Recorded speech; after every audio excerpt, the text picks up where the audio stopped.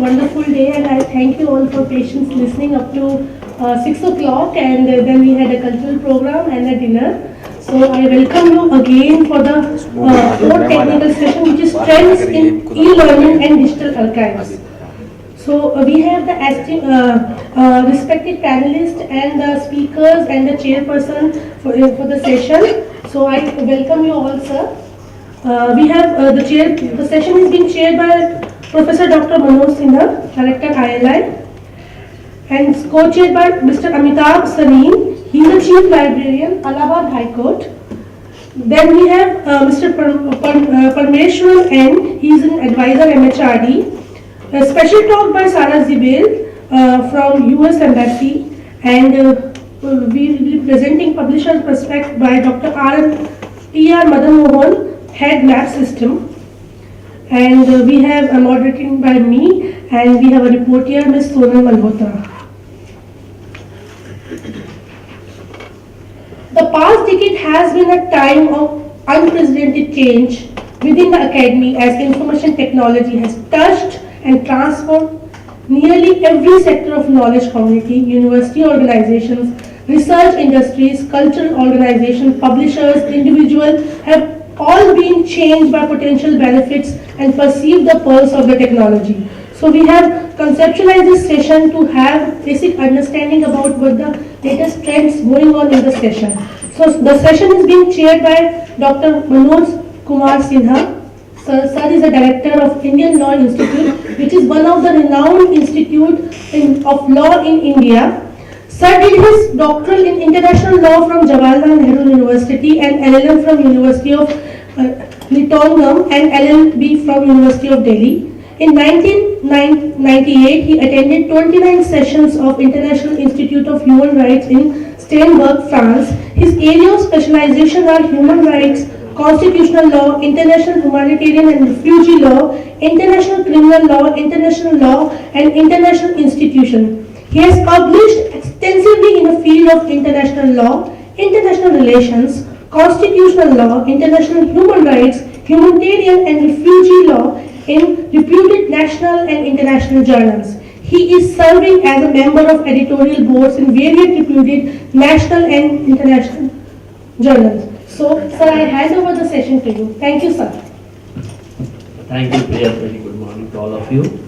And I think I'll just discuss with my colleague Amitabh Saranji, is like his school. We have till 11 o'clock, no? Yes, sir. We can have the next session.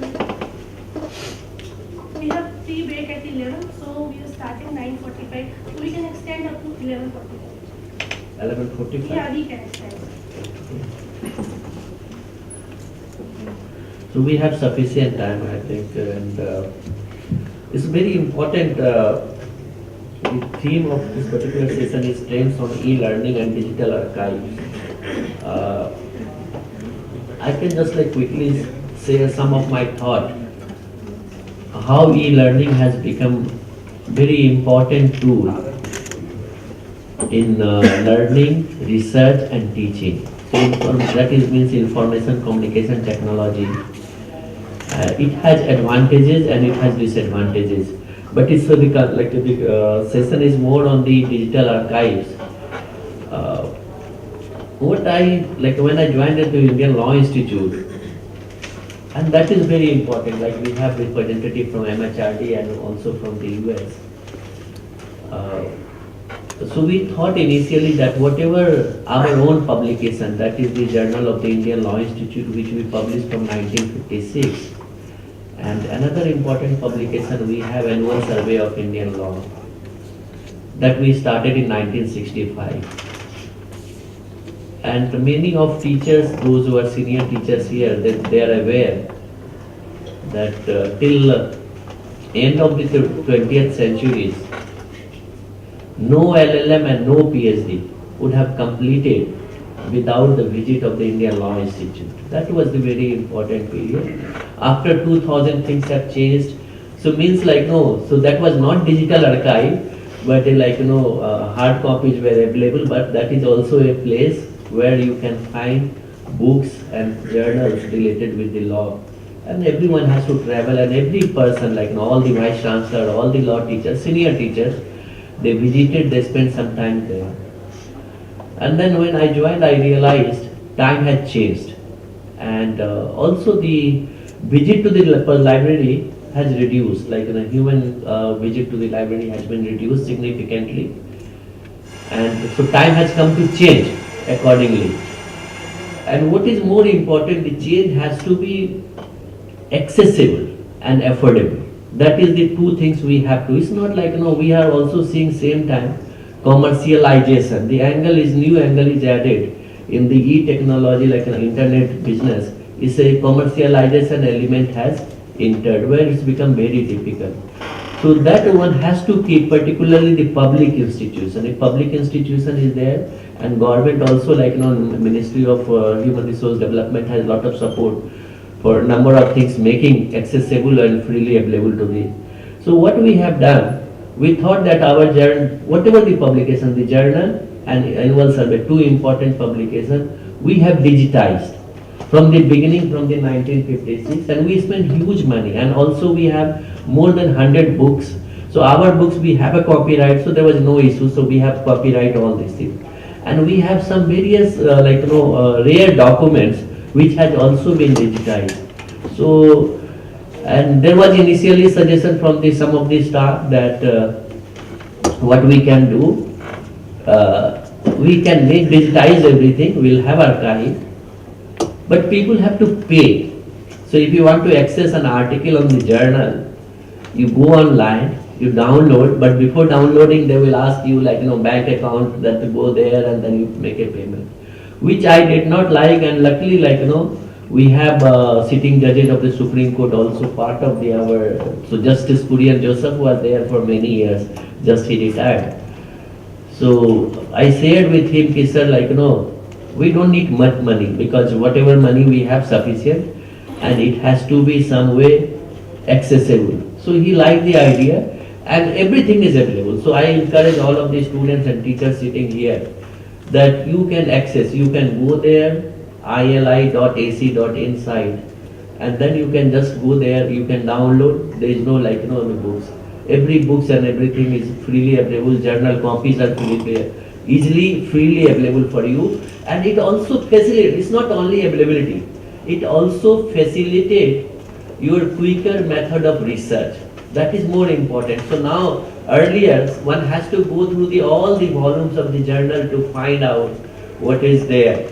Like if you are working on the gender, you are working on the human rights, you are working on the directive principles of state policy or center-state relation, one has to go through shuffle through the number of pages.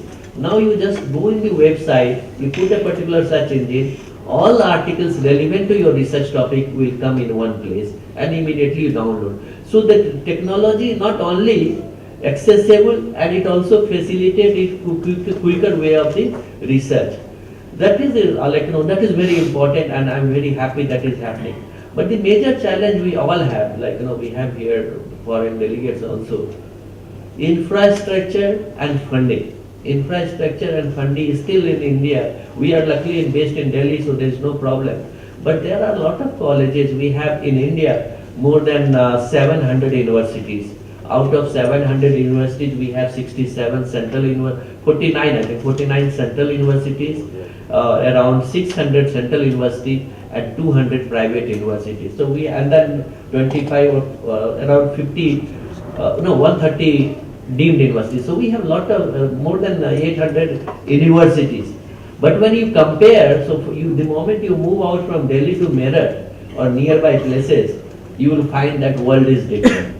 There is infrastructure become big issue, funding become big issue. So whatever the idea, so first way, those institutes which have at the library, which we have in a place where sufficient fund is there, they have to start with a good motive.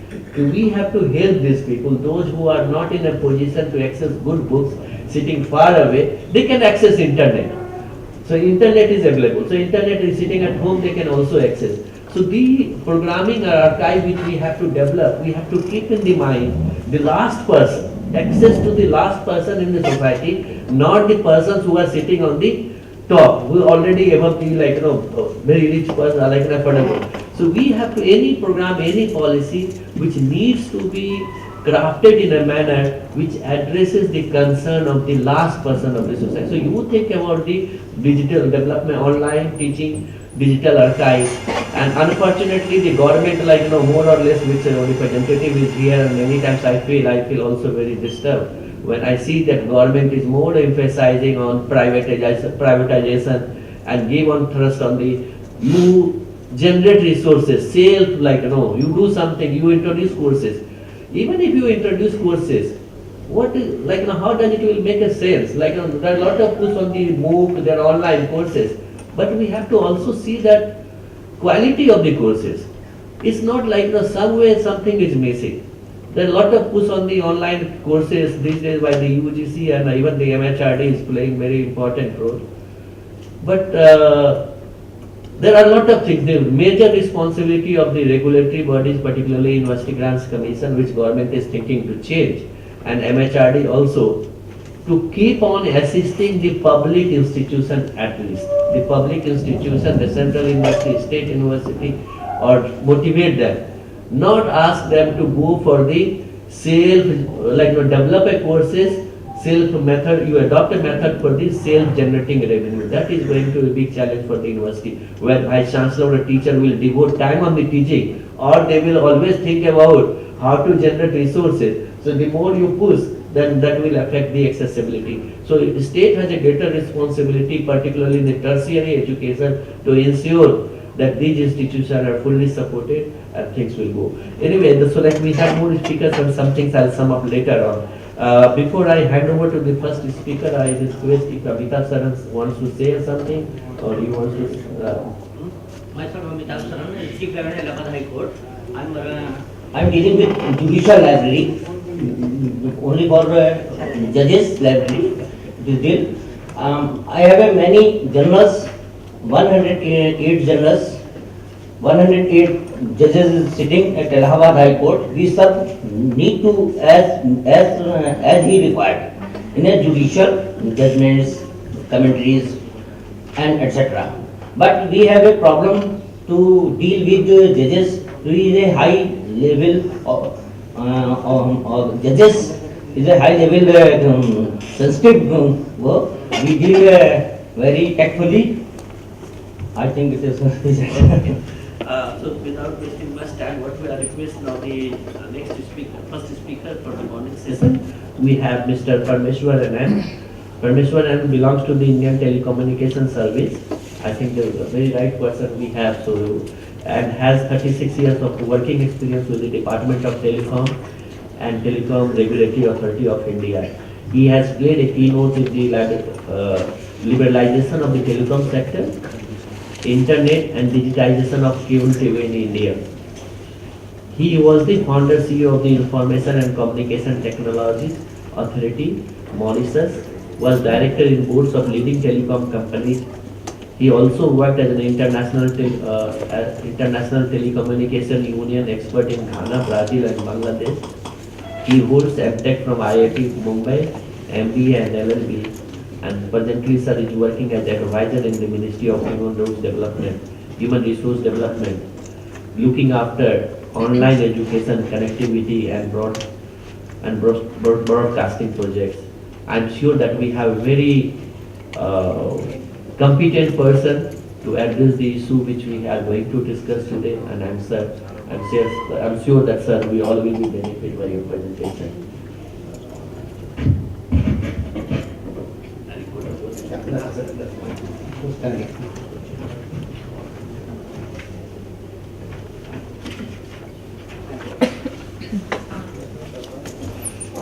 Morning to everybody. Morning. I am really grateful to the National Law Institute, Dr. Priya Rai and the chair for giving me this opportunity. It's indeed a pleasure to come to the National Law Institute and speak. In fact, law is my second passion. In fact, I completed my LLB only 2 years back. So that's just sheer out of love, and well, I love the thing, and because I was in the regulatory authority, so there's a lot of law in there, and we make lots of rounds in the Supreme Courts and all, High Court. So it's nice to be here. What I'll do today, no, it's not this. Digital initiatives in education. Yeah, okay, that's it. I've tried to broad base a little than the topic what is given. We have a number of digital initiatives that are being taken by the ministry in the government. So I'll give you a brief overview of that, what we are doing. The main stress is on the online education, that is SWAYAM. So that's where I'll be. Please be free to interact rather than just sit. I would like it to be interactive than it one way so that we are all actively engaged. Okay. So what I intend to cover today, next please. Yeah, the key digit, no, the one, yeah. The main six initiatives, mostly SWAYAM, that is our online education platform. SWAYAM Prabha, that's the DTH channel. National Digital Library, I saw that you had a full session on the NDL yesterday. Yes. Right, Professor Das was here, I think. In fact, we are having a meeting at 11 today this morning. 11, he has come for that, in fact, for the second phase of that project. Then the national, okay, that's good. Thank you, that's good. Okay, that gives it. National Digital Repository, e-Yantra and virtual labs. I'll just briefly touch upon some of these key projects on that. Now, let's start with the other thing. Why do you need the ICT learning? If you look at our country, see what we talk of as gross enrollment ratio, I'm talking of the one on the left, I think you also it's on the left, right? Okay, yeah. I see, okay. See the GER, the gross enrollment ratio of India is somewhere around 25 today. Whereas the developing countries, the average is about 36.5 and developed is 45. What we are intending to do is take the GER from 25.5 right now to about 30 by the year 2020. That's a target. That's a huge target. See, because our gross enrollment ratio today is very low.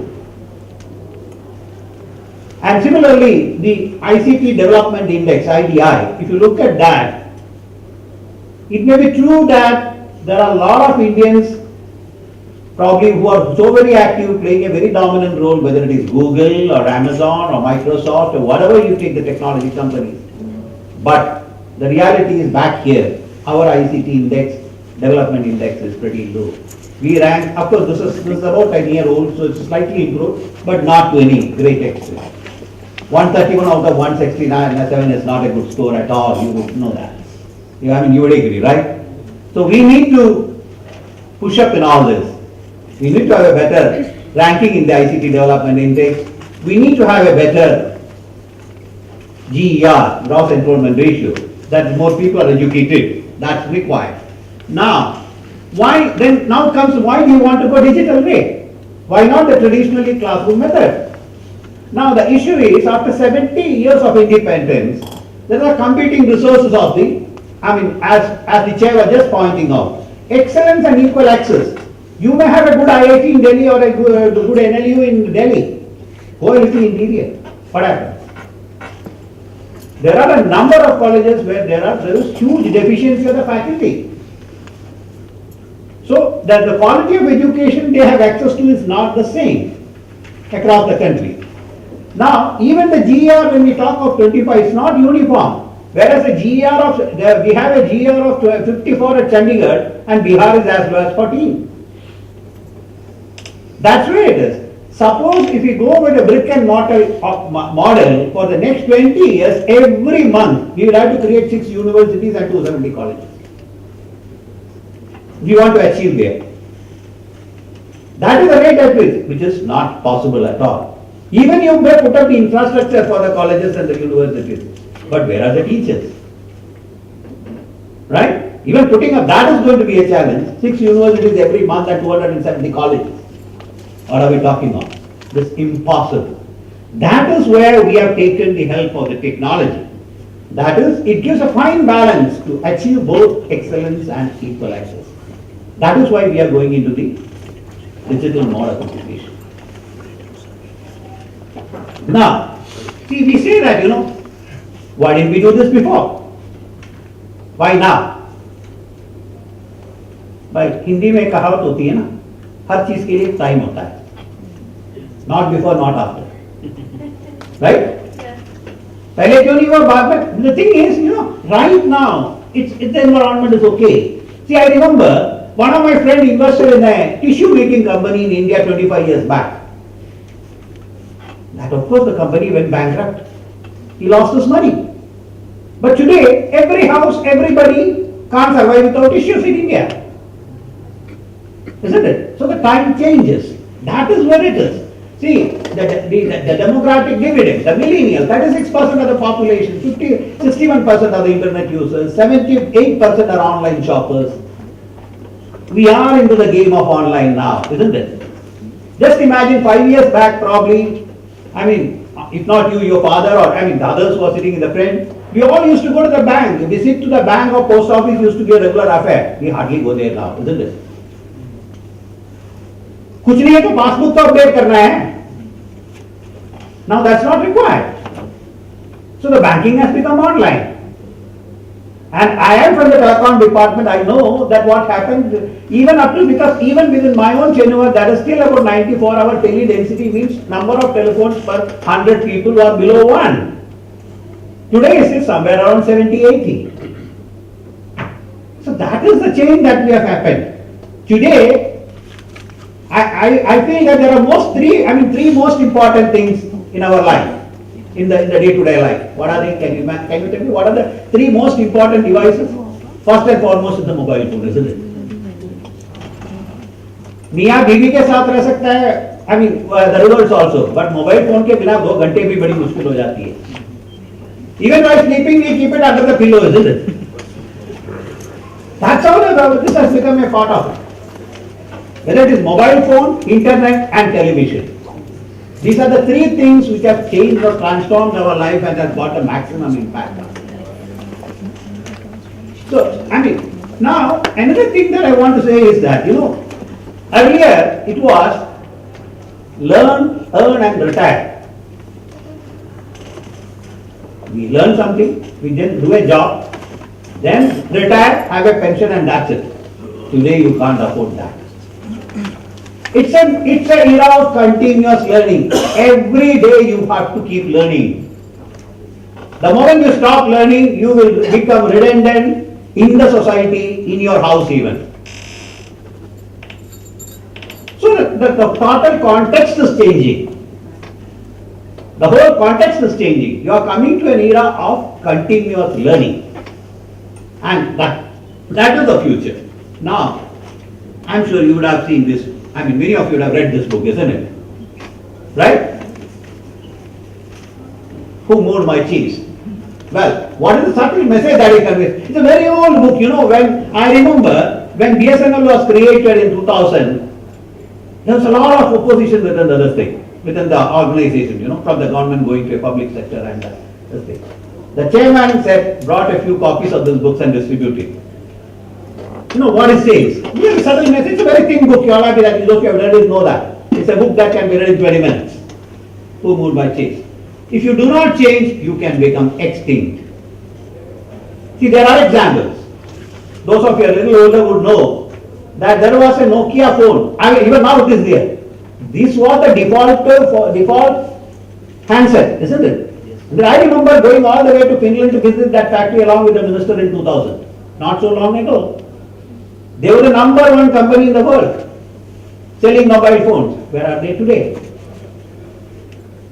Would you buy a Nokia phone today? I am not against Nokia phone anyway, but there are other brands which have overtaken them tremendously.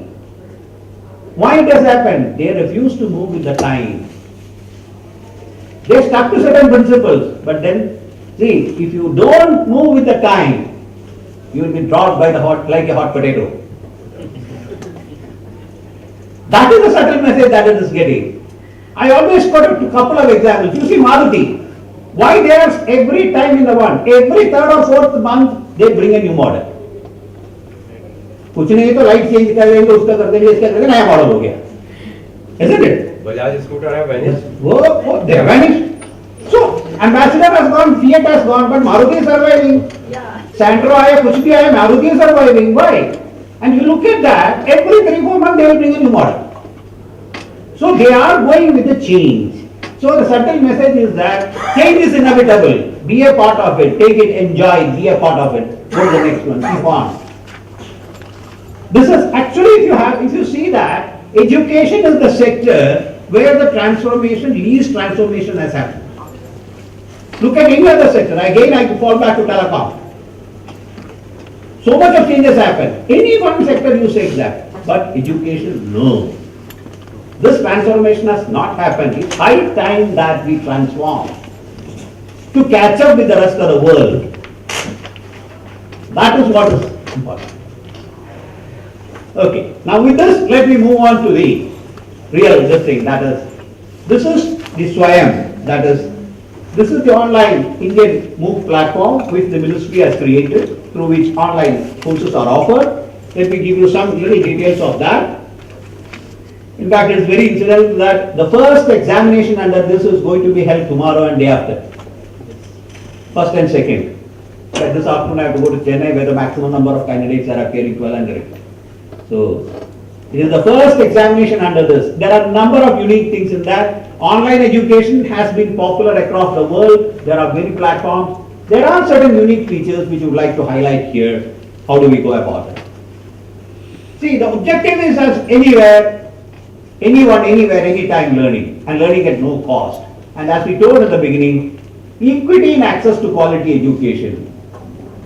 Say, law student sitting in a corner of the country in fact, incidentally, National Law Institute, Delhi, this institute is offering 9 courses as of now. There are 9 courses in Swayam offered by the National Law Institute, University, Delhi, which is currently going on. So those courses can be taken by the students in any remote part of India. They get the benefit of being taught by the faculty in NLU Delhi. That's an advantage. Now this was launched on 9 July 2017, and there are 9 national coordinators. I will come to that. And the other one also, there are certain regulations which permit. I will come to that in the next slide. These are some of the features which I will explain to you. See, we have made pretty good progress. So far it has been, I would say that the response has been fairly good. When we started, we had about 40,000 students. We have now 38 lakhs.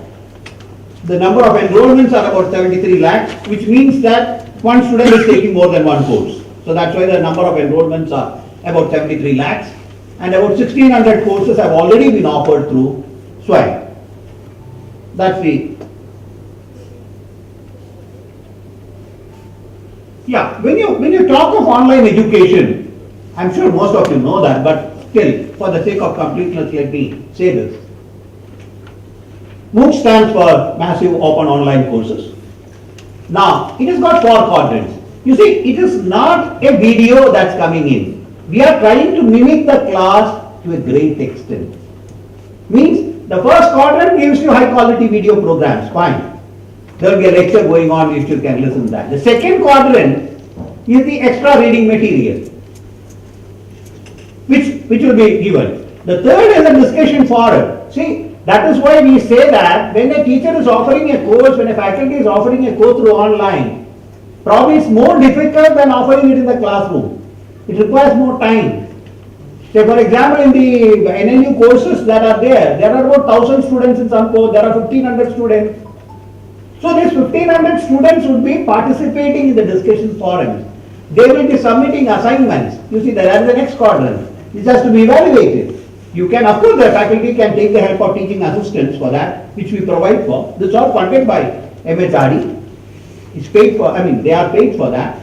Now, the thing is, see, there will be complete interaction has to be there. See, whatever happens in the class, we are trying to mimic it in the virtual one. So there will be discussions, there will be assignments, there will be tests. All this will be there like any other classroom. It's not only watching a video.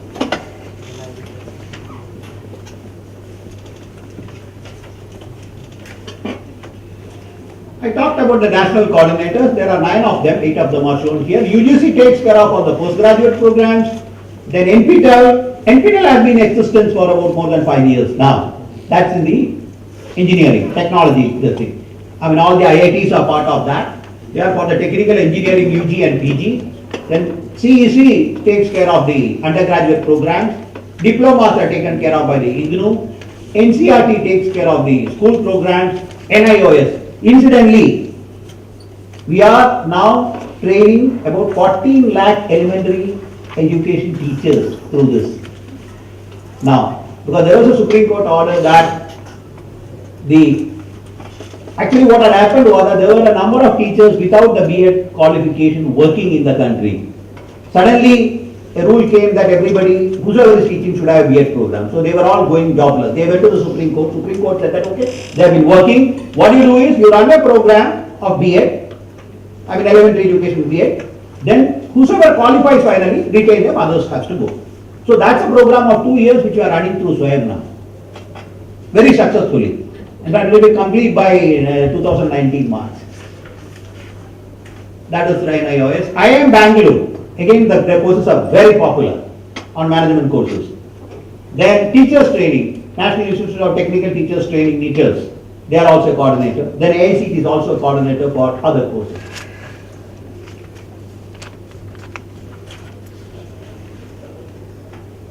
Now, this is what on the regulation front I was talking about, This is probably something unique to what SWAYAM has got when compared to other online platforms. See, what is the thing is, UGC has come out with a notification in as early as 2016, is that the student can do up to 20% of the courses through online while studying in any other university. That can be taken as a credit courses. Means, suppose I am sitting here I am a student of NLU Delhi. And I am interested in doing a course which is offered by NLU Bangalore, let us say. I can opt for that course, and that course, the credit will be given part of my own mark sheet in NLU Delhi. Of course, the NLU Delhi has to approve for that. All the universities are approving each other. What are the courses they will this thing. So this is a unique facility. And in fact, this may not be so important for the leading colleges or universities. For the people who do not have enough faculty, for people who have less faculty, other things. In fact, they are using this facility extensively. About 96 universities have already approved it. So up to 20% of the courses, you can do it through online. It will be taken as if you have done it in the same university. This will be reflected in your mark sheet. That is what we call credit transfer.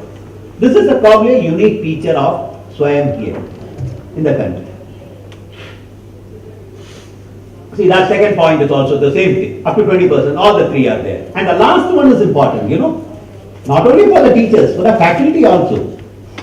If you create an online course, credit is given for that. Points are given in their evaluation. So if you say that I am offering 2 courses online now, no, this is not over and above what is the teaching load. That will be reduced. And you will be given credit for creating the course and running the course as if you are doing a course in the university itself. So what I am again trying to say is that the blending with the conventional education system, this is something which is unique to our country because we are trying to do that.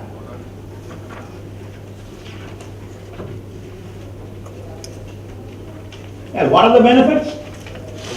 Well, in fact, it is the blended form of education or flipped classroom, or it can be done online, offline, all these things are there. But the best one is, even in institutes like IIM Bangalore, there are professors who are offering courses. They have a regular course, but they take the assistance of an online course also. They ask the student to read it and come back. Okay, you go through this video, come back, we will discuss that. This is how it is discussed. This is how it is. You tell them, okay. But what he did was, he himself was presenting how he was. He is a leading professor in IIM Bangalore. So he was telling, initially students were not going through the video and coming. Then you start discussing and giving your internal marks on that. They said the other students were left out. Gradually the culture caught up. See, the biggest challenge is the role of the teacher is changing now. This has to be accepted by the teachers. Some of the teachers see that as a challenge to their own job. But then, online banking, has it closed down on a branches of a bank? No. Isn't it? It's not like that. See, to have the concept that teacher knows everything under the sun, no. I mean, I always felt that. I also taught in a training center for about 10 years. So I tell the, and also in IMT Ghaziabad for about 10 years. So, I believe that the teacher should have the honesty to tell the student that if I don't know, I will come back to you. And there's nothing bad about it. The teacher is a facilitator for the student to learn. You know, and the acceptance by the teachers is a big challenge. Let me tell you, last week, I'm giving a real situation. Last week there was a workshop which is conducted by UGC. I was a speaker, and there was a professor from NLU Ahmedabad, Gandhinagar. We were trying to say that okay, the teachers should come into that. You know, his question was that law is changing so much, you can't have online education. I said, sir, so happened that I also studied law. What is the problem? Do you have textbooks in law? In fact, in the online education, it is more easier because the teacher is continuously reacting. You may have amendments coming in the law because of some of the cases that are decided in the Supreme Court or the High Court. There could be that. So that mindset has to change.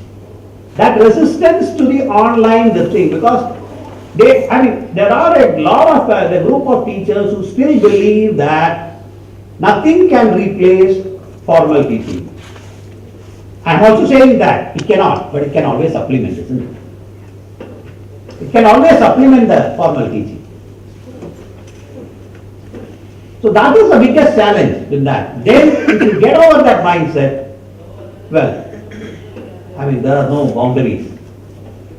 And I'm sure, and it is inevitable, online this thing. As Chair was pointing out, we have just started the courses that because of the lot of good faculty are yet to come in and offer the courses, people have to come and on. And I'll tell you one more problem. Because you get the best teacher from IIT, he will teach beautifully in the class. You put him before the camera, he's gone. Gone. And you tell him that, no, sir, you will use a whiteboard. Sorry, I will use only chalk and that board. You want it, take it, otherwise go. You know, these are the challenges that we are facing. Now, because he is a well-known professor in his own area, but he has got his own, whatever you may call it, you know that what is I'm meaning. Okay? Permission, sir, you have 5 more minutes. Okay, great. Sorry, I think I did not. Okay. Sorry. What I'll do is, the others are only I don't need more than 5 minutes now. I want to stop off Swayam. But this is the Swayam Prabha is the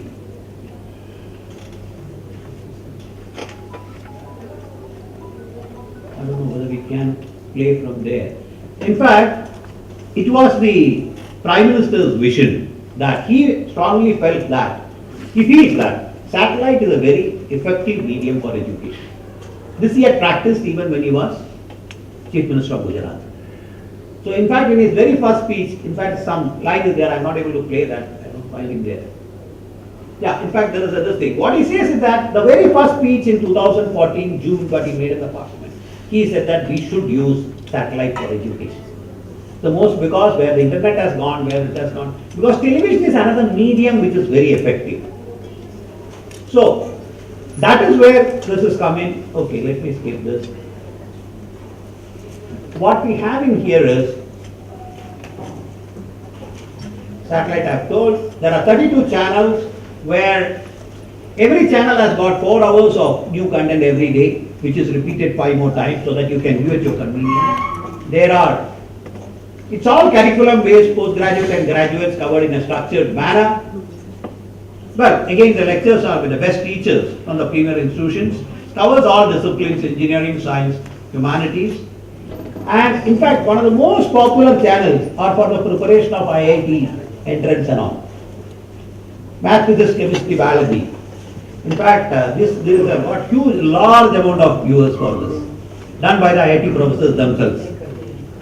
The coordinator is IIT Delhi. These are the channels, coordinators again, like in the other one. Now, There is a portal which gives you the features like what is transmitted in what channel at what time. Complete program schedule is given. And another thing what we have done is we have tied up with YouTube so that what is telecast today is available as an archive tomorrow. So that even if you miss some lessons, you can always catch up. That is possible. Well, this is the technical setup which you may not be interested in. How to receive it? Any setup for the DD direct, that can, you need a set-top box and a dish antenna which is used for the Doordarshan channel, that can be used for that.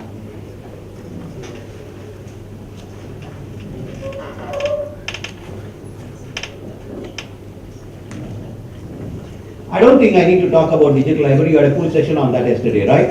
Am I right? Yeah, you had. Okay. That's one of the project. Another is the National Academic Depository, which stores the academic awards and all. This was also launched in 2017 so that you don't have to store papers. Another project is this is a robotic project where under the IIT Bombay we have robotic labs are set up in colleges with the assistance of the IIT Bombay, so that people can set up the labs and the students can work on that. There are some competitions are held to promote this robotic education in the country. And last but not the least, that's a virtual lab. That means that is a project again done by the IIT Delhi. That here laboratories are created virtually. So, and that can be used by the students across the country.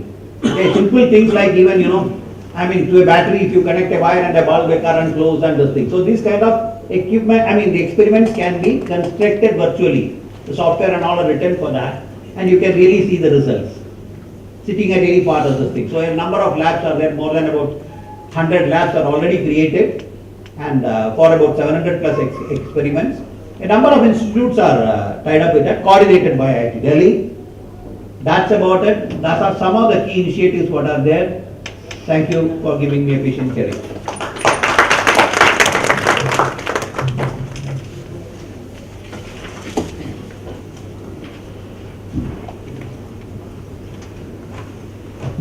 Thank you very much.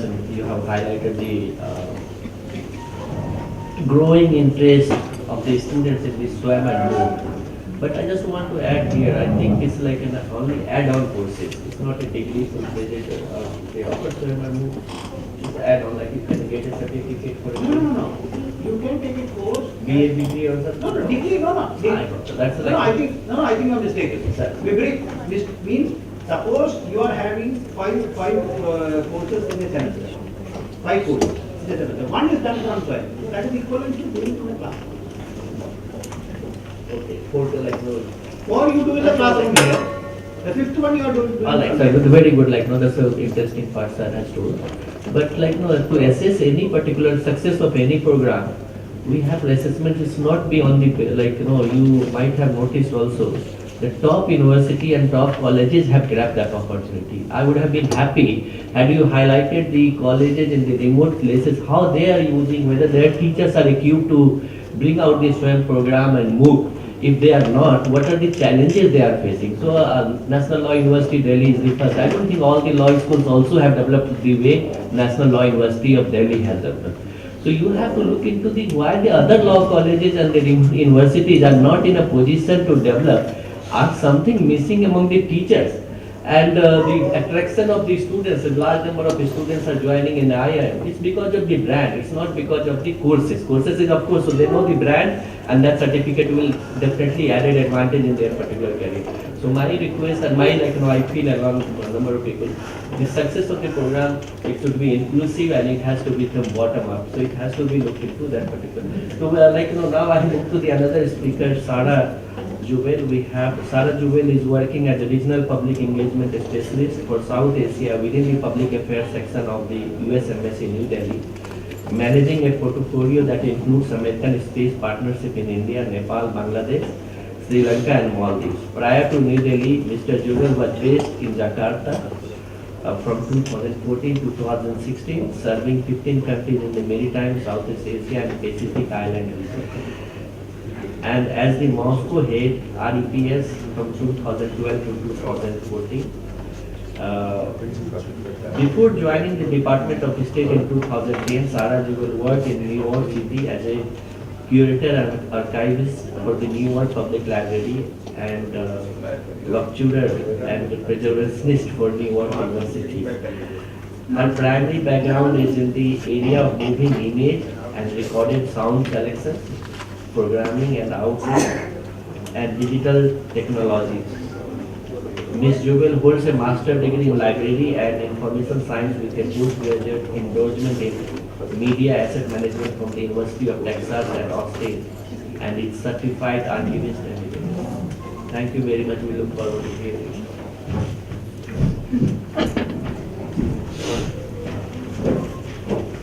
My presentation is the top one. Yeah.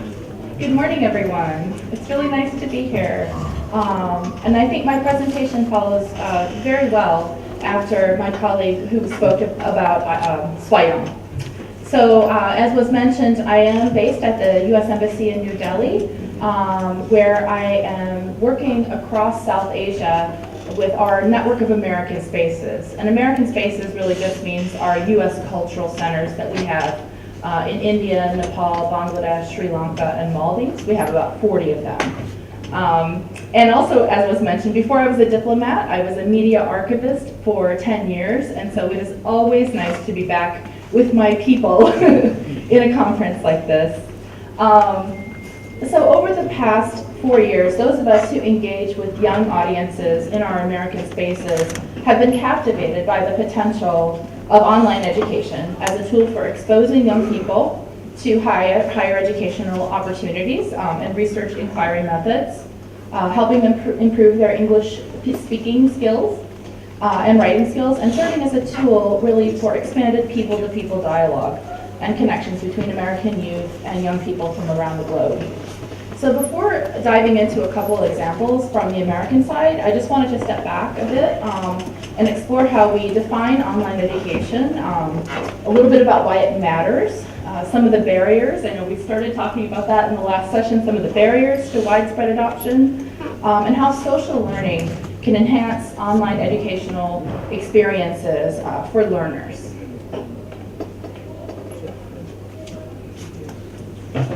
So the William and Flora Hewlett Foundation defines open educational resources, or OERs, as follows: teaching, learning, and research resources that reside in the public domain or have been released under an IP license that permits their free use and repurposing by others. Most often, OERs are licensed through various different kinds of Creative Commons licenses. And OER really has become an important tool for us who work in public diplomacy. We help exchange program leaders, educators, and social entrepreneurs use OER to identify and expand development opportunities for their audiences and grow connections between U.S. and international institutions. And some popular content areas inside of OERs are MOOCs, and I'll be talking a little bit more about MOOCs in a moment. Thematically relevant textbooks, open textbooks, research and academic publications, resource builders for curriculum development, and teacher professional development opportunities using technology in the classroom. So lots of different areas of OERs, but I'm really going to focus here on, MOOCs. Excuse me, I'll back myself up. Okay, there we go. So, you know, as we just talked about Swayam, I know people know what MOOCs are, but basically subset of our OERs, and they offer the prospect of borderless, serialized education from some of the world's most prominent universities. And the vision for OERs and MOOCs really is to reduce digital inequalities through unlimited access and participation online. A 2018 study validated this, that online availability, absence of pre-selection, and low expenses has been supporting the expectation that MOOCs do alleviate barriers to higher ed for those who are less privileged in formal education. Some scholars have begun to explore the concept of education as a basic human right. As legal scholar Helen Gilchrist wrote, to deny someone with capacity access to higher education is to deny them their full dignity and potential as a human being. Online education offers the promise of freedom. freedom to access content, freedom from cost in most cases, and the freedom to use or remix resources in any way desired. And other scholars view education as a responsibility of the individual in relation to the state. Online education fosters new forms of participation, inclusion, and engagement in society. And in turn, learners become digital citizens with the capacity, belonging, and potential for political and economic engagement in the information age. So online education has its origins in the late 1990s. California State University System developed a program called MERLOT, which I think is one of the cutest acronyms I've ever heard. Multimedia Education Resource for Learning and Online Teaching. This was kind of one of the first systems to provide free online access to higher ed curricula. A year later, David Wiley at Utah State proposed a concept of a free and open content license, which was realized a few years later in 2011 with Creative Commons, which was developed by Lawrence Lessig and the community around him. Same year, 2001, MIT announced Open Courseware System, which today has about 2,400 courses available. 2008, Khan Academy came online. For those who are not familiar with Khan Academy, it's very popular, at least in the United States. It features practice exercises, instructional videos, personalized learning dashboard to help empower learners to study at their own pace. In the same year, 2008, the term MOOC was coined by Dave Cormier, followed by 2012, the year of the MOOC, in which we saw the launch of a lot of the popular platforms that are used today: Coursera, edX, Udacity. I know you, Chuck, it said 2019 for the launch of Swayam, but I noticed that press started coming out as early as 2015, yeah? So other partners began to get involved, not just certainly the US and the West. Swayam was announced, followed by initiatives in Russia and China, and so on. So there's been a lot going on. I will not keep our history lesson going. I will move on. So perhaps it's the same in your situation. Anyone with a big idea, particularly a big idea that has financial implications, must really present a solid use case. And so for online education, some of the arguments that we focused on when we advocated for expansion of our online education programming in American spaces are as follows. So open educational resources, and MOOCs in particular, really help learners develop deeper learning skills, sometimes referred to as 21st century learning skills, like critical thinking, problem solving, collaboration, and self-directed learning. These online courses are, of course, about self-directed learning. Many MOOCs and asynchronous e-learning courses, the students have to engage with the content, develop effective strategies to master it, seek out additional resources, and be part of online or sometimes in-person communities as part of that course. We also agreed with the 2017 Horizon report on higher ed that said online, mobile, and blended learning are foregone conclusions. And if institutions do not have robust strategies for integrating those now pervasive approaches, then they simply will not survive. And this reminds me also of what we just talked about with my case. In order for our American spaces to stay relevant to the young user base that we really serve, the programs that we need to offer need to be relevant to their learning styles and modes of learning. And then I would say that there's a more sobering aspect to why we've chosen to embrace online education. We believe in the power of access to education as a means of countering extremist thought. Online courses help to facilitate language acquisition, which is equally relevant for people who are studying in a language that's not their native, and for people who have been relocated or displaced, right? So vulnerable populations of all kinds using online courses can offer the chance to continue disrupted education online. And most importantly, borderless education really offers the opportunity to foster new perspectives, new connections, and high-order critical thinking skills And these are all things that we need for healthy societies. Of course, online education is not without its critics, and I know we touched on this in some of the earlier discussions as well. So a couple things. So global barriers to online education include the lack of necessary ICT infrastructure in some cases, although I think this factor is diminishing year by year. Some learners and educators become discouraged in trying to find appropriate courses at the appropriate levels for them. It's also the case that sometimes courses presume a baseline knowledge, even if they don't make that explicit. And people get excited, they dive into a course and then say, whoa, I don't understand, the basic concepts here. So people get discouraged. For learners whose native language is not English, the predominance of English medium instruction can also present a hurdle. And then finally, some of the MOOC platforms offer pay-to-play certificates, right? So people become confused about, it says it's free, but then what is the certificate? And what am I not getting if I don't do the certificate? So there's some confusion there, legitimate confusion.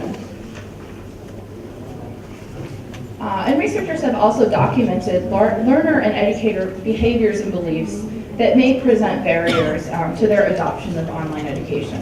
Some have concerns about quality, and some of those concerns are absolutely justified. I think probably I'm not the only one who's seen a MOOC that doesn't employ kind of contemporary instructional design or technology principles, right? So sometimes that navigation alone, not being very sophisticated, can turn people off. Some audiences are also really confused about what their investment in this course will get them, right? Will they count for college credit? Will they count for continuing ed? Will they help them get a job? I've also heard some concerns, sort of as I've worked internationally, that online courses from American universities threaten local higher education institutions. And some publishers also object to open publishing concepts as they can impinge on profits. It's estimated that 40 to 80% of students drop out of online courses. And I'll talk more in a moment about some of the methods that we've seen that have made these completion rates rise higher. And then finally, there are some educators and learners that feel that online education is a form of soft power manipulation, or even modern day colonialism. There's some very interesting research around this. So I guess I would argue that as more diverse platforms arise from global leaders like India and China, the more level the playing field will be, the more options there will be for online education, regardless of who's putting it on, right? So I just talked about the pretty dismal course completion stats for MOOCs. And there's another component of learning that's kind of being mashed up with online education to produce better results, and that is social learning. And social learning may simply be defined as people learning from one another via observation or imitation or modeling. So in our experience, interaction feeds motivation. MOOC learning circles, which we sometimes call MOOC camps, offer supportive learning environments for learners to gain confidence and develop their own online learning strategies. And they've been demonstrated to result in higher completion rates. Augmenting online education with social media also can assist with communication and assessing a learner's cognitive progression through courses.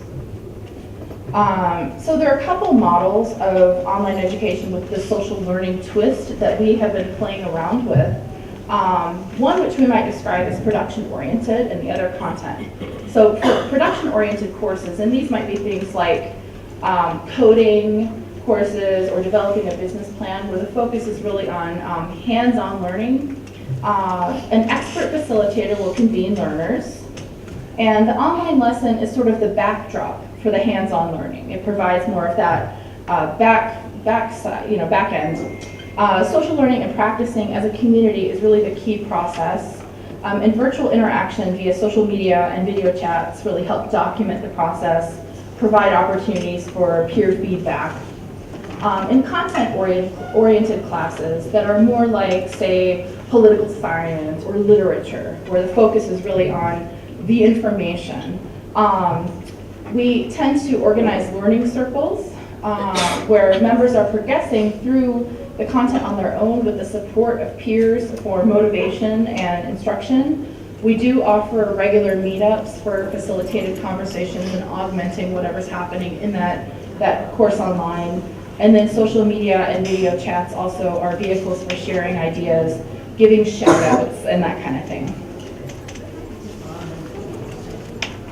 So a couple of experiments from our side. On the production side, our Department of State's Office of English Language Programs produces very high quality MOOCs for English language learners on such topics as English for media literacy, STEM fields, business and entrepreneurship, journalism, and career development. These have so far reached about 450,000 learners through social learning combined with expert facilitators, so that same idea I mentioned. They also produce MOOCs for English teachers that have trained about 40,000 and have much higher completion rates. In the Philippines, for example, our e-teacher MOOCs have been accepted by the Ministry of Education as a continuing education course, and so that is a way that we are trying to kind of help people accomplish more with their own professional goals through what we can offer. One of the most meaningful MOOC camps that I ever participated in was in my prior assignment in Jakarta, Indonesia. This was a fascinating MOOC that was created by MIT Sloan School of Management called ULab, Leading from the Emerging Future. And this was like kind of about transformational leadership. We reached about 300 youth leaders across Indonesia with these study circles in 13 different locations. And it employed a lot of really innovative methods for keeping people engaged, active listening, peer coaching, meditation, even design thinking. We had about a 75% completion rate with that course. I still dream of maybe doing that here in India someday. And then on the content side, in Wisconsin, where I was born, the University of Wisconsin had a great idea to pair one of their MOOCs, climate change policy and public health, and offer study circles in 13 different public libraries around Wisconsin so that people could take the course at their own pace, meet up, and have the conversation. Another project that I'm currently involved in Nepal is a series of MOOCs on local governance. And this convenes newly elected Nepali officials for study circles at 7 American spaces around Nepal. Some of the background and why our embassy in Kathmandu decided to invest its limited resources in creating these courses with the University of Maryland. So Nepal recently began the first phase of election of local bodies after a hiatus of nearly 20 years. Newly elected officials need to begin to govern, even if the federal level hasn't determined exactly how they're going to divest power to them. So officials need concrete help in learning on conducting public meetings, constituent service and outreach, addressing dissent, budget and planning, this kind of stuff. And there's no real proper guidance and education really available for these elected officials, many of whom who come from traditionally marginalized groups, women and Dalits. So without some basic education, these representatives are unlikely to be able to govern properly and will be targeted for bribes and corruption by better educated and more connected individuals.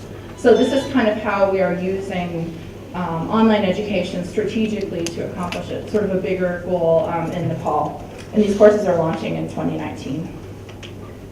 So in Delhi, we have our American Center in Connaught Place.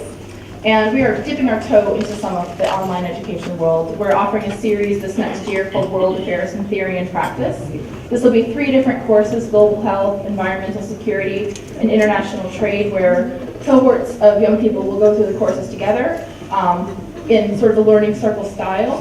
And then they will have the opportunity to kind of put what they've learned into practice through a series of simulations that we will do with real life situations. So they will be learning both from the perspective of academic study as well as hands-on. This is something we are just beginning here, so we always welcome ideas and further collaboration. So I will just stop here, and again, thank you for your time, and look forward to hearing from the rest of the panel. Thank you.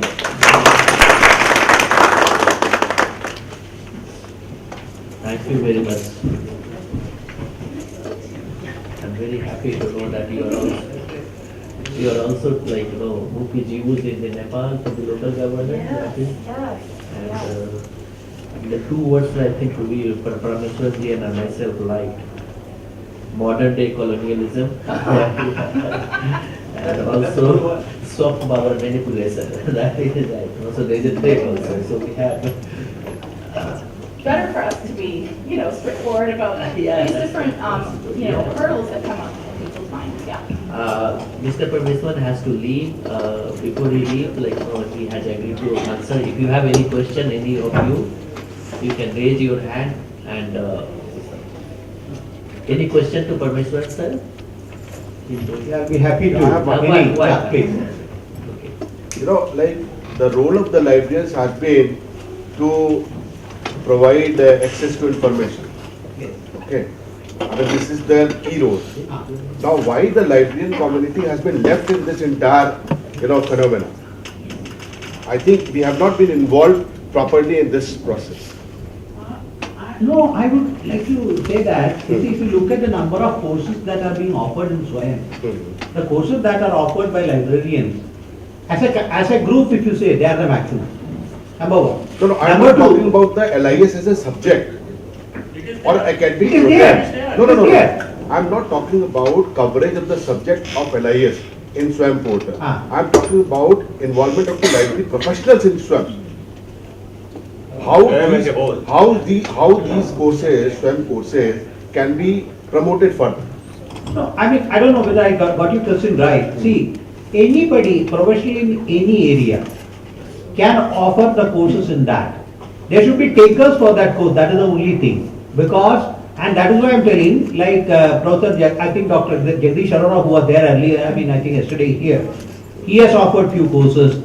From the IGNU, Dr. Uma Kanjilal has offered few courses. I know a few of them by name because I know them personally. There are a number of others who have offered courses, and in fact, those are some of the courses which are very popular, I would say, in the this thing. So, as a professional, one is free to offer. But whether on that a curriculum has to be made part in the university, that is not not in our mandate. It has to be decided by the academic councils. Sir, my question is, to popularize these courses, yes, librarians should be involved in their respective institutions. For in the popularization of the courses. What all content is available, what all courses are available. So we should be made a part of this. For the institutes have to make it part of that. Yes. Okay, good suggestion. I'll take note of that. Thank you. All right, sir. Yeah, you had some other? Yes, sir. First of all, Mr. Parmeshwaran, let me congratulate you for showing this beautiful presentation. In fact, I am also part of one of the SWAYAM project. I've developed around 22 courses. Oh, great. Okay, great. I just want to know from you, what is the selection criteria when you develop a particular course? And suppose somebody is proposing a new course. So what is the selection criteria of selecting that course? How you have an academic committee must be selecting a particular A, B, C, D course. So what is that selection criteria? So we have, I'll tell you, the role of the ministry is that of the facilitators. We don't go into the academic part with the content. Number two, we had shown you that there are 8 national coordinators, UGC, IIM Bangalore and all that. Every one of them have an academic council for this. So what we tell them is that, okay, you have your academic council, the course that is offered by you as a national coordinator should be cleared by that academic council. So they have a few professors and they clear it. Now we don't go into because we are not, the teacher knows what is to be taught. Yes. The administrator cannot be the, police over the teacher. So we have full faith in the teaching community, whether it is the IIT or the UGC or AICT or IIM Bangalore. So IIM Bangalore is for all the management. Not only they are offering courses, there are other management institutes like Narasimha Monji, all these people. So there is an academic council there. Even within IITs for the technical, all the IITs put together, there is a body, the academic council. They clear these courses to be offered. Yes, what we tell them is that, look here, look at the model curriculum and identify the gap areas. Let not be 10 courses offered on introduction to artificial intelligence. No. Let it not be like that. Let it not be Let it be evenly distributed so that identify the gap areas, take a syllabus, which is a model syllabus of UGC or whatever, or AICT, say these are the areas which there are no courses, develop courses in that. That much guidance, request we give. But exactly whether Professor X course or Professor Y's course should be selected, we don't get into that. We leave it to the academic council of the national coordinator. That's the process. Thank you. Thank you,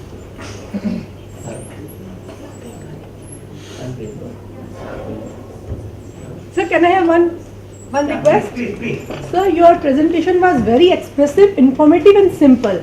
And it's my request as a library professional, you put it on YouTube. By catching it, I will explain in my office. I'll do that. Thank you for the compliment. It's a really pleasure to see that you, hear that you, liked it. Thank you, I'll do that. It's very informative. Thank you. I'll do that. Mr. Parmeshwar sir has to go. He has a meeting in MHRD. So I'd like to facilitate, sir. I'd like to request Manoj sir to please hand over the preamble to sir as a token of respect.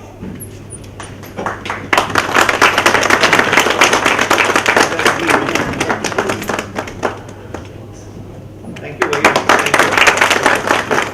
Thank you so much, sir, for being here in such a short order. Pleasure. Thank you so much. Pleasure for all of us, sir. Thank you, sir.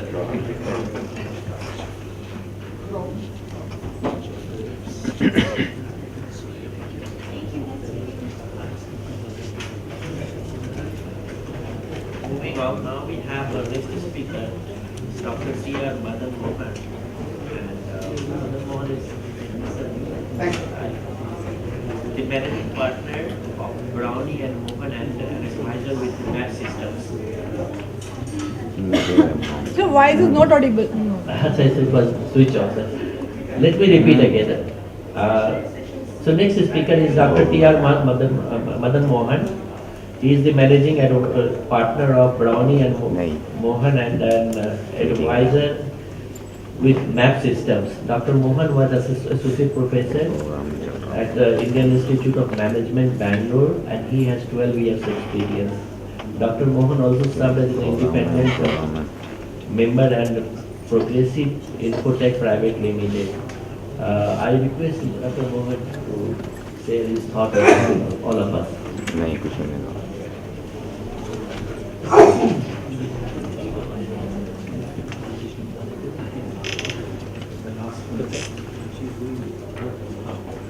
Well, on the answer, pleasure to be here. Thanks to Dr. Plenary and NLU for hosting us. I'm just going back to NERA because IMB we started, if you guys go and see on YouTube, 1987 is when we did an international negotiation course on online. And that was, so I'm going to speak to you from a very different perspective as a publisher's side, not so much an acad side because I've lived that life for 12 years. So I'm not going to complain a lot and tell you what didn't work. I'm going to tell you what is working today. And I'm going to present to you one of the big digital transformation programs which is happening in very famous temple of India called Tirupati, if some of you are familiar with Balaji. So let me share with you what we are doing, what really is digital transformation, where we see the roadmap for digital archives. There are a lot of opportunity, yes, problems are there, technology challenges will be there, people challenges will always be there, because not really the technology which is the real showstopper. So without much of an, can I go to the next slide? Okay, so if you look at the world today, you have a whole lot of technologies which are bombarding. You have a lot of chassis. So you have mobile, which maybe not many people may probably have forgotten BSNL, but I'm sure there are a lot of other mobile service providers they use. So and if you look at 98% of India today uses that for one purpose or other. So WhatsApp, which was probably the most communicative platform today, even your own sweeper or your own helper uses it today, your own cook uses it today to communicate. You know, language is not anymore a challenge at all. They can still talk, they can kind of communicate. So there are a lot of barriers which are otherwise part of ICT are kind of broken. Now, if you look at cloud, which is an area which is coming purely from storage, as librarians, one of the biggest challenges is, where is a place? I have a physical constraints. And a lot of time I have a whole lot of documents which are very rare, valuable, but I can't store them to kind of posterity. So how do I do it? Now today there's an opportunity at a very low cost. If you look at your cost today, one of the worst known disaster for librarians is the burning out of Alexandrian library when what happened with Egypt. Now what's the total data which was lost? Less than 1 terabyte. Now what is the kind of information today which is available? You'll be surprised there's 76 terabyte, which is probably 3/4 of the world's information rest there. Okay, so 270 million books can just get into 76 billion terabyte. So you don't really need too much of space. So physical space, which is a constraint for libraries, because a lot of time we keep talking about, okay, we have programs, we are going into rural places, many places you would have had panchayats which are running libraries, but those libraries are, for more meeting places to have a coffee, tea and BDs. Nothing really works. So, you also have a constraint of maintaining. A lot of those are really being now challenged by getting cloud as a storage, as a service. Third area is social. Today learning is ubiquitous. People are not only learning from your books, people are not only looking from, what's happening. Just look at law. Just 2 days back, a very respected judge has flashed out, saying, hey, death penalty is no more the right way to go. So that he has annulled it to life imprisonment. So a lot of time you have an advancement which is coming every day. It's not that you're going to look at what happened 2 weeks back and then saying, hey, is this what it is? And we are also moving away from rote learning. I'm very happy to see UGC saying 3 years from now we'll have open books. Okay, if you are going to do open book examination, you need to really make people analytical, thinking on mind. How do you ensure? Unfortunately, a lot of our question papers are also repeat. A lot of them are available on cloud. So how do you ensure your person is learning, your teacher is learning, and it's an up-to-date content? And that's where you also need to facilitate who is giving feedback about what kind of information. Like a good book, there's also a fake book, fake information. So how do you ensure you use the power of social media for learning, for transmission of information and getting the power out to the public? IoT is another area, because if you have been managing physical libraries, acquisition is a big pain if you are a librarian. What happens, a lot of times the budgets are released at the last. You are buying books which you don't need at many times, and many times you have stacked them somewhere, you don't know where it is. And if somebody comes and asks, okay, I need this book, and you're kind of running through the jumping all through the library to trace it. Okay, so identification of asset is one area which is becoming very difficult. And then of course, artificial intelligence and use of neural networks and national NLP. How many of our library information system can actually tell you, hey, you're looking for this book, but you probably may need this book because you look like a guy who's doing a master's. You may kind of like to look at commentary on what you're reading rather than introductory books on what you're reading. Unfortunately, many of our library information systems are at best database management systems. They can't really tell you what probably are the better associated books or the next level books which you should probably read. They can't do recommendation. So a lot of time, the power of many of the technologies is not used. I have not gone to the other two ones for paucity of time. Can move on, please. Now, if you look at the libraries, what's happening? A lot of time, you look at socio-political and cultural impacts of what's happening. Where were libraries yesterday? And let's look at libraries today. I'm not really going to touch on what are the libraries of yesteryear. I know there are still a lot of libraries in that libraries of yesteryear. I would rather look at where we are today. Library today are for information competency. I'm very happy to hear a library professional saying, why I'm not involved in policy making? Why should I be only involved in adoption? Pretty good question.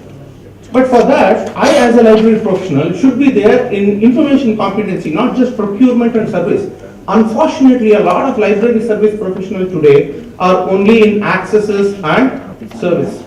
You are not influencing the policy, you are not part of the policy, you should be not part of the adoption at all.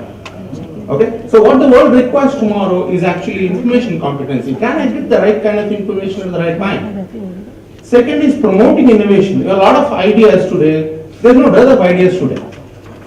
Quality of ideas are many, but how do I kind of ensure from idea to execution is where the whole game of a library comes in. What has not worked is more important than to know what has worked. A lot of failures in ICT tell you a lot more about what doesn't work in many systems and therefore what you need to adopt. So something which could work in Nepal probably may not work in Cambodia. Cultural differences. ICT adoption differences, just the kind of, the people and the training, education systems, a lot of stuff. And preserving cultural memory. Libraries today, I think I would rather see 2 points from what Sarah said. Yes, cultures are an important element.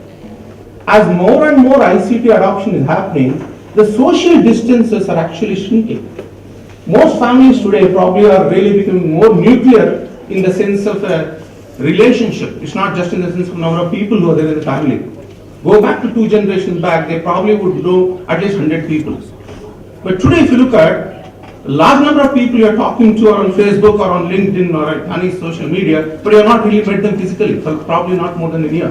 There's an interesting study by UCLA Prof, and what it came out is 11 people are the max today people know and spend time, their lifetime with. 11 people.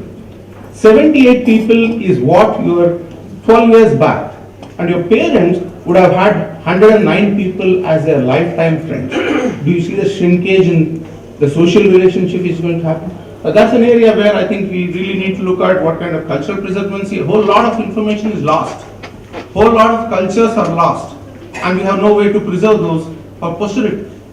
Cultural distinctiveness. While I see hegemonism is going to be the way, we still have to respect cultural identities. People will have differences. People have different ways to look at it. Yes, there would be still aborigines. I may be a believer of Christ, but I have no right to go and convert him because he has his right to live. So there will be cultural distinctiveness, there will be religious distinctiveness, so possibilities. But more importantly, I think libraries of future would be community platforms. If you look at today, libraries in most places are really the places where you kind of have a coffee, meet people you like to go. You just like, we have 3 minutes, can you wrap up? It's 3 minutes. You want me to wrap up? I'll do that, don't worry. Go ahead next. Okay, just go back to this. Okay.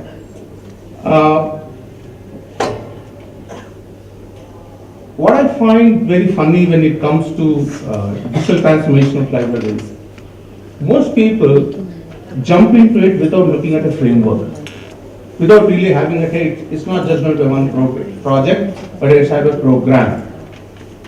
So from my experience, what I see is this maturity has to go from level 1 to level 2, level 3, 4. And there are several dimensions on which you look at. So one is you look at a workflow. Where is it completely manual or semi-automated, automated?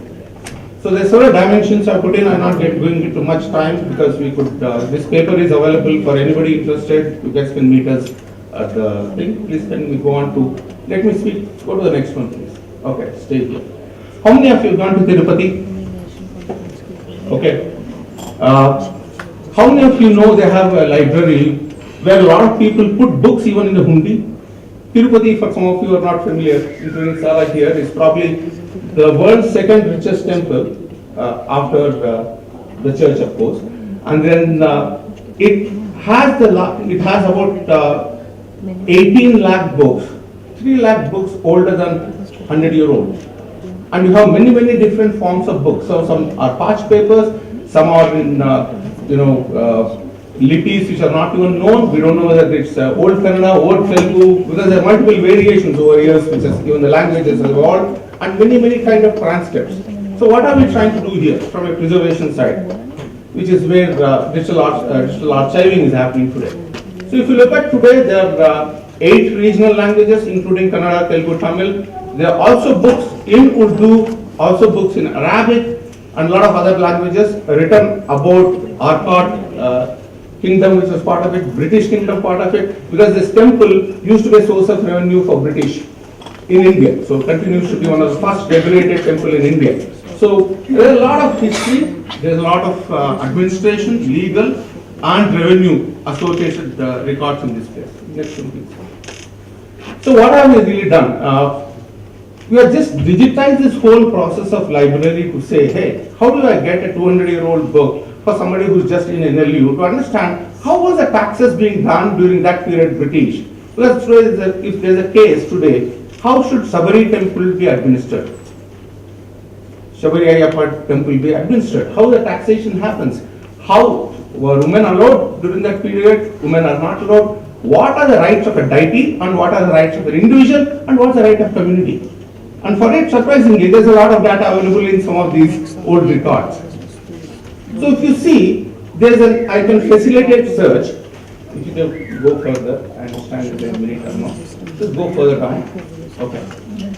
So you get to see a whole lot of information, right? And these are not just religious books. There are theses, there are PhD theses, there are master theses. There are also reviews written by scholars on other books, and a whole lot of German law authors on some of the deities, some of European laws related to how transfer of rights happen, princely states happen. So a lot of data on different aspects are there in the library. It's not just a religious direct. Okay, so go further. So if you see here, a person can download, share it with his community, social media integration, so you can send it away right there. Get his people. If you go to further, please.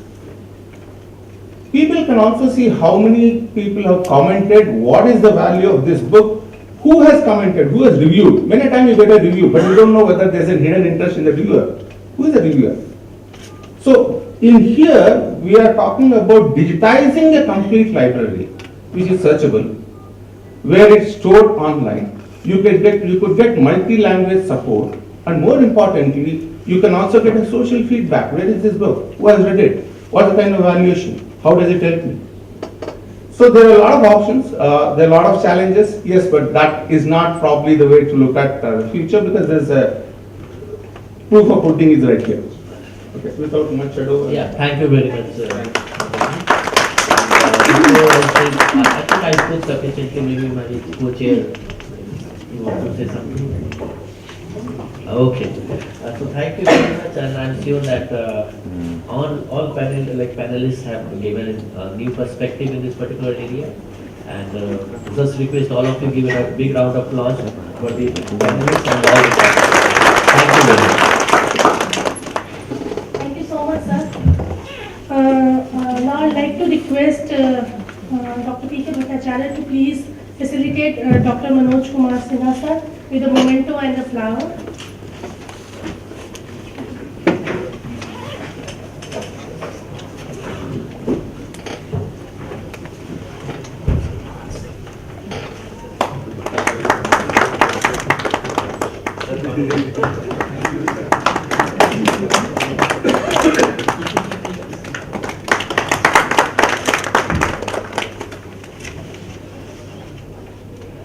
Now request Professor Manoj Kumar sir to please facilitate Ms. Sarah Zibel from US Embassy with a memento and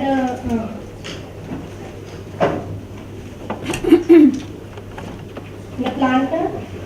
Thank you, ma'am, for being here.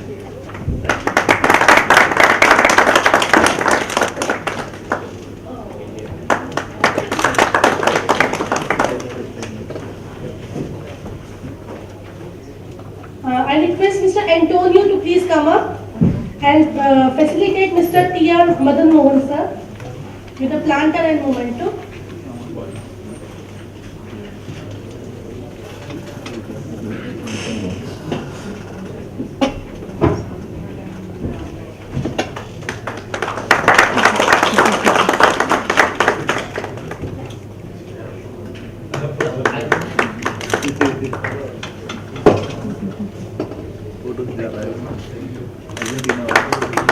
I request Dr. Ganguly please facilitate Solan Malhotra from IIT Mandi with a memento and a flower.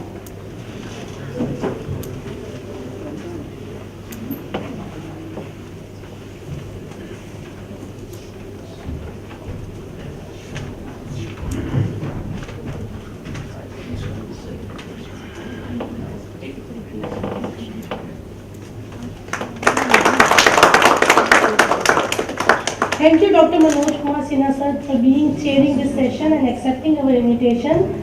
Ms. Sarah Zibel, Mr. T.R. Madan Mohan, I'm sorry, sir, I request you to please facilitate Mr. Amitav Sarin sir. I think I left it. Please, sir. Yes, sir, please come. Okay. Sir, can you come here? No, I'm coming. Okay, No sir. problem.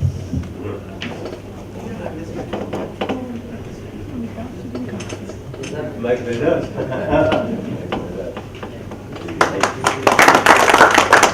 This is the end of the technical plenary session P4 Trends in E-Learning and Digital Archive. So I request you to please join us for a tea, and we'll be there will